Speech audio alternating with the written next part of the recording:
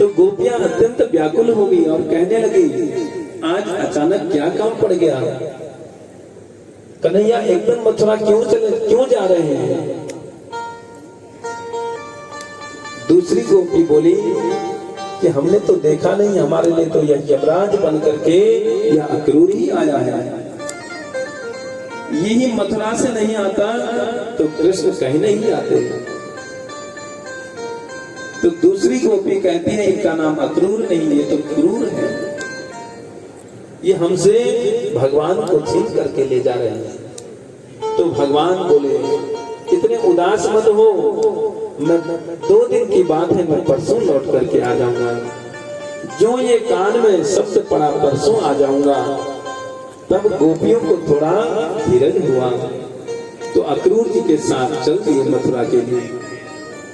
रास्ते में मथुरा वासियों की लालसा हो रही है भगवान के दर्शन करने की। तो भगवान की खूब तारीफ करने लगे और कहने लगे, सभी लोग फूल बरसाने लगे भगवान के ऊपर। और कोई कहने लगे, ये वही कृष्ण है जिसने इतने बड़े गोवर्धन को हाथ में धारण किया अपनी कनिष्ठांगुली में, ये वही कृष्ण है। कोई कहने लगे, वही कृष्ण है जिन्होंने पूतना का वध किया, अगासुर को मारा, वकासुर को मारा, वत्सासुर को मारा। सभी लोग जो है दर्शन करने के लिए दौड़े दौड़े चले आ रहे हैं। तो रास्ते में एक दर्जी मिला, एक धोबी मिला। धोबी जो है कंस के कपड़े लेकर के आ रहा था। ग्वाल बालों के पास वस्त्र नहीं थे। तो भगवान ने कहा कि मामा जी प्रणाम।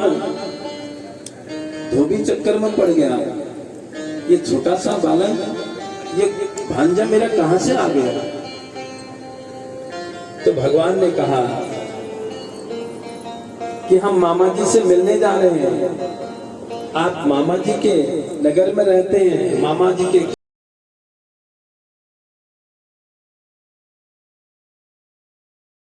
वस्त्र जो हैं आप हमको भी वस्त्र दे दीजिए। हमारे पास ये छोटे मोटे वस्त्र, फटे फटे वस्त्र हैं। तो इतना कहते ही धोबी कहने लगा, जिंदगी भर गायों के पीछे डोलते हो, तेरी हिम्मत कैसे पड़ गई महाराज के कपड़े मांगने की? तो भगवान ने एक थप्पड़ मारा गाल में और एक थप्पड़ मारने से ही उसकी गर्दन कट करके नीचे गिर गई। बोल नंद के लाला की जय हो। तो जब यह दृश्य अन्य धोबियों ने देखा, सभी वहां से भाग करके चले गए। और ब्रजवासियों ने कहा कि जो भी कपड़े देखे उन कपड़ों पर टूट पड़े। और सबने जो है उनमें से छांट करके कपड़े उठाए।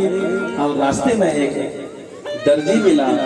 दूर से ही दर्जी ने देखा और भगवान को प्रणाम किया। और ग्वाल बालों वस्त्रों को पहन करके ले जा रहे थे। और वो इतने बड़े हो रहे थे कि वह रोड सड़क को ही झाड़ते हुए ले जा रहे थे। तो दर्जी ने पास में आकर के कहा, प्रभु अगर आपकी आज्ञा हो तो मैं इन वस्त्रों को ठीक कर दूं। तो भगवान ने कहा, ये तो बहुत ही आनंद आ जाएगा। तो दर्जी ने सब ग्वाल वालों के सब कपड़े सब बढ़िया फिट बना दिए। तो भगवान ने आशीर्वाद दिया, कहा कि जाओ सदा फलो फूलो और हमेशा खूब उन्नति करो। तो भगवान के आशीर्वाद से दर्जी लोगों को जो है भगवान का आशीर्वाद प्राप्त हुआ, जो आज भी फल फूल रहे हैं, खूब आनंद मना रहे हैं। तो भगवान का आशीर्वाद मिला। जैसे ही आगे गए तो रास्ते में कुब्जा मिले, जो कंस के लिए चंदन घिस करके ले जा रही थी। तो जैसे ही भगवान को आते हुए देखा तो भगवान से कहा कि मैं आपको चंदन लगा लेते हूँ। भगवान को खूब चंदन पोता और सभी ग्वाल वालों को जो है कुब्जा ने चंदन लगाया तो भगवान ने उसको सुंदर उसके पैर के अंगूठे को स्पर्श किया, जो 3-3 जगह से टेढ़ी थी एकदम सुंदर बन गई। तो भगवान का आशीर्वाद उसे भी प्राप्त हुआ। और कहा कि महाराज बड़ी कृपा हुई आपकी, कई वर्षों से मैं यह चंदन कंस के लिए घिस घिस करके ले जा रही हूं, आज मुझे आपके दर्शन हुए, मैं धन्य हो गई। ऐसे ही आपकी कृपा मेरे ऊपर हमेशा बनी रहे।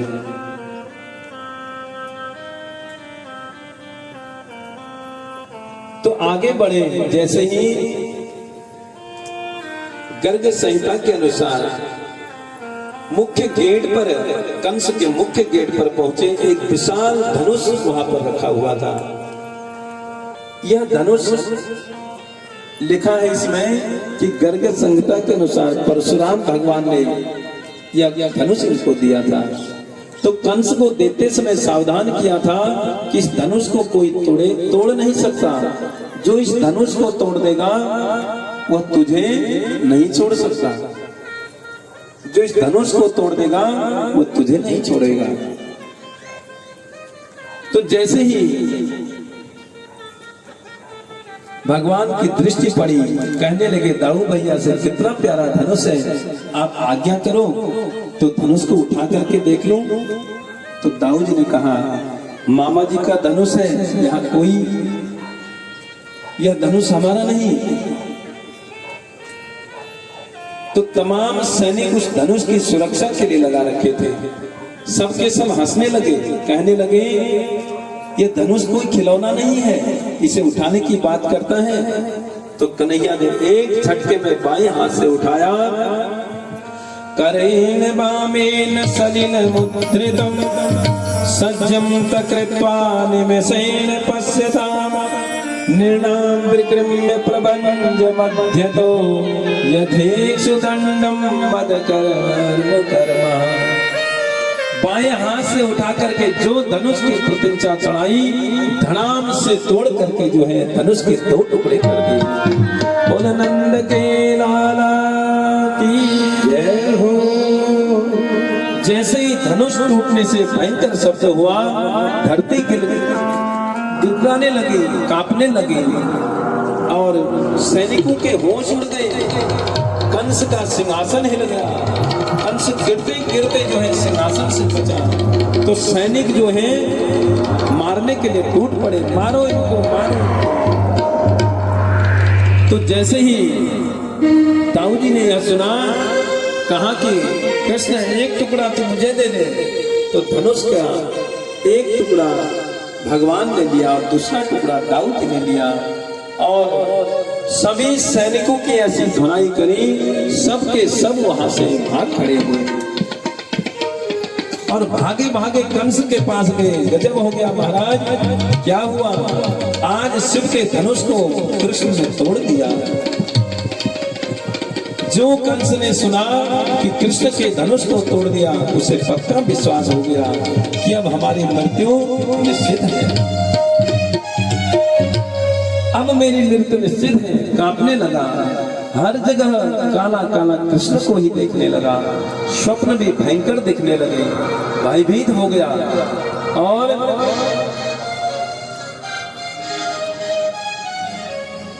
अनेक पहलवानों को भगवान को मारने के लिए भेजा, मुष्टिक, चाणों आदि क्रूर दुष्टों को मारने के लिए भेजा। तो भगवान ने एक एक करके सबको ठिकाने लगा दिया। तो भगवान समझ गए इसकी मति खराब हो गई, एक छलांग मारी तो कंस के पास जाकर के खड़े हो गए। पास में कन्हैया को देखकर कंस कांपने लगा और जो ढाल तलवार लेने के लिए कंस लपका, तब तक भगवान ने पकड़ लिया, सिर के बाल झपट करके पकड़े और हिलाया, जोर से धक्का लगाया और जैसे कंस की छाती पर कन्हैया ने जोर से मारा और कंस के प्राण उड़ गए। पूरे सभा में हाहाकार मच गया। कंस के 8 भैया आ गए लड़ने के लिए, तो ताऊ भैया ने सबके सबको मौत के घाट उतार दिया। इस प्रकार से जो है भगवान ने कंस का वध किया। बोल कंस मर्दन भगवान की जय। तो सभी मथुरा वासियों को भगवान ने कंस के आतंक से बचाया। देखिए भगवान का जन्म ही है असुरों के नाश के लिए हुआ है। इन दुष्टों के नाश के लिए भगवान का जन्म हुआ है। तो इसके बाद सबसे पहले भगवान ने अपने माता पिता को बंधन मुक्त किया और उनकी वंदना करी। देवकी वसुदेव जी ने गर्गाचार्य को बुलाया और यज्ञोपवीत संस्कार कराया। सबसे पहले यज्ञोपवीत संस्कार कराया। देखिए यज्ञोपवीत संस्कार सबसे बड़ा संस्कार है। जीवन में अपने बच्चों का यज्ञोपवीत संस्कार घरों में करवाना चाहिए। आजकल लोग सब फॉर्मेलिटी करते हैं, कोई हरिद्वार चले जाएगा, कोई गायत्री में करके ले आएगा। वहां क्या होता है देखिए, वो करा न करा बराबर है। पूरे 2 दिन जनेऊ संस्कार में लगते हैं। एक दिन पूरे ग्रहों का यज्ञ होता है जिसको हम ग्रहयाग बोलते हैं। उसका नाम है ग्रहयाग, ग्रहों का यज्ञ। पूरे दिन ग्रहों का पूजन होता है और उन्हीं ग्रहों की पूरी आहुति के द्वारा उनको खुश किया जाता है। और दूसरे दिन फिर यज्ञोपवीत संस्कार होता है। देखिए जीवन में यज्ञोपवीत संस्कार जिस बच्चे का ढंग से हो, पूरे जीवन भर उसके ग्रह सब सड़ जाते हैं, क्योंकि यह बहुत बड़ा संस्कार है। और यज्ञोपवीत का कितना बड़ा महत्व है।